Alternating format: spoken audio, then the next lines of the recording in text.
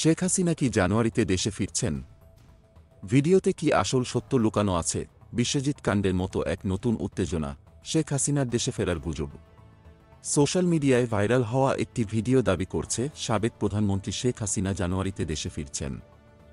এই খবর শুনে পুরো দেশের মধ্যে তোলপাড় শুরু হয়েছে। কিন্তু আসল ঘটনা কি? ভিডিওটি কি সত্যি, নাকি এটি একটি ভুল গুজব? আসুন জানি পুরো খবর।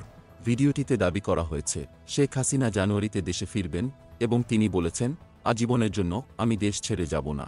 এমন চাঞ্চল্যকর বক্তব্যের পরে দেশবাসী উত্তেজনার সাগরে ভাসছে। তবে রিউমর স্ক্যানার জানাচ্ছে এই ভিডিওটি আসলে পুরনো এবং এর বর্তমান পরিস্থিতির সাথে কোনো সম্পর্ক নেই।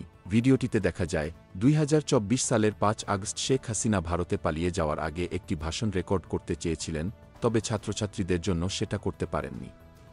পরবর্তীতে ভারতে গিয়ে 6 আগস্ট তিনি একটি ভিডিও বার্তা শেয়ার করেন, যেখানে তিনি বলেন, সাময়িক সময়ের জন্য আমি দেশ ছেড়েছি, আজীবনের জন্য নয়। আমি যা হারিয়েছি তার সব কিছুর হিসাব নেব। এটি আমার বাবার দেশ, এটি আমার হাতে গড়া বাংলাদেশ। আমি কখনো এভাবে ছেড়ে দেব না। মনে রেখো, দিনটা তোমার ছিল, কিন্তু বছরটা আমার হবে। তবে রিউমর স্ক্যানারের অনুসন্ধানে জানা গেছে ভিডিওটি আসলে ভারতীয় গণমাধ্যম এএনআই এর ইউটিউব চ্যানেল থেকে নেওয়া, যা 2024 সালের 7 জানুয়ারি প্রকাশিত হয়েছিল।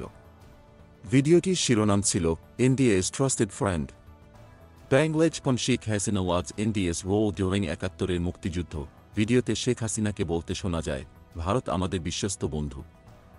মুক্তিযুদ্ধের সময় তারা আমাদের সমর্থন করেছিল এবং 71-এর পর তারা আমাদের আশ্রয় দিয়েছিল। এজন্য ভারতীয় জনগণের প্রতি আমাদের অশেষ কৃতজ্ঞতা। তাহলে প্রশ্ন হচ্ছে, শেখ হাসিনার দেশে ফিরে আসার গুজব কি সত্যি, নাকি এটি শুধুমাত্র একটি ভুল বোঝাবুঝি?